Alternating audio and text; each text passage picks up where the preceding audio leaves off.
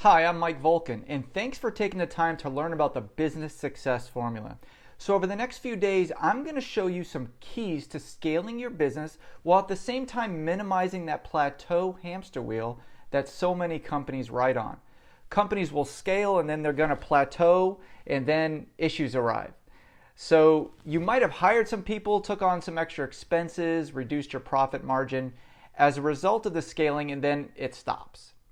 It's a very common problem, and what I just described was reactionary scaling. Companies react to growth the wrong way. I'm going to show you how to proactively scale, how to set up your departments and employees for success.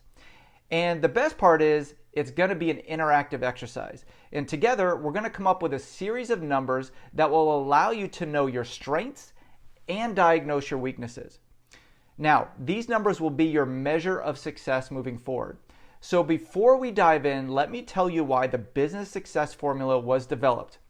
I've been a fractional CMO for many years and leading marketing teams for hundreds of companies. I've built and sold several companies of my own as well. And the great aspect of marketing leadership is that I often have my hands in many other departments. And on any given day, I could be meeting with a sales team or reviewing numbers with a CFO or doing a project with a customer service team. And having this exposure has given me a unique look into the departments of hundreds of different businesses across 20 different countries in 36 different industries. And what I've found is that companies can be placed in three main categories. Now, the first one is the poor category.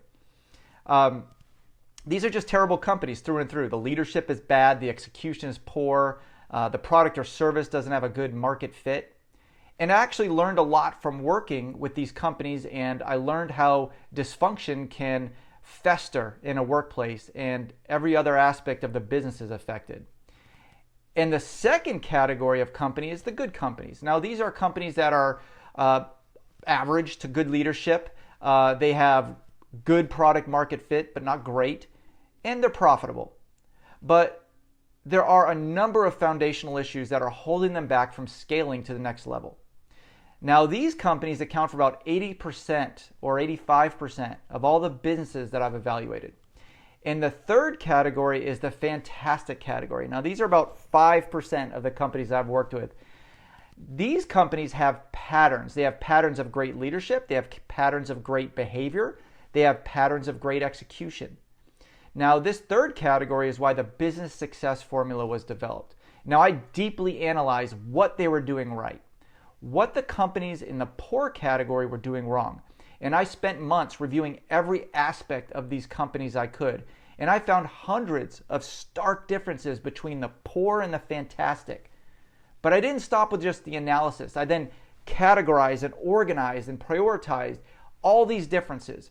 And I created a series of rankable questions that the leadership team can answer. But again, I didn't stop there.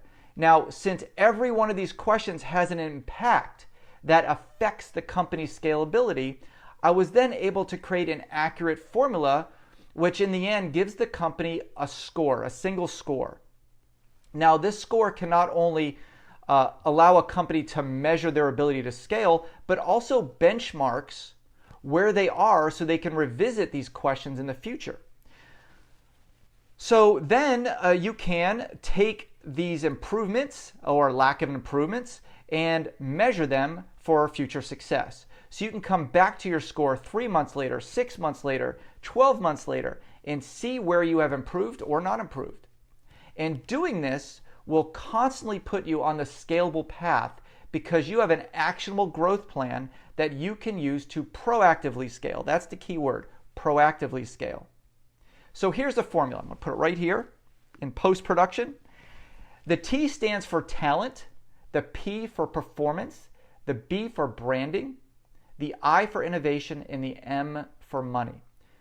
The numbers you see between these letters weigh the importance of those categories against each other. It's been carefully calculated based on various factors. More on that later. Now, what we're going to do tomorrow is break this formula down so you can see how it can help your business. Now, this exercise works best for companies with more than 10 employees, but certainly can help those with less than 10 employees. The full business success formula is over 140 questions, and it takes a few hours to answer. So I break these meetings I'll have with you into 2 sessions if you want to do the full success formula with me.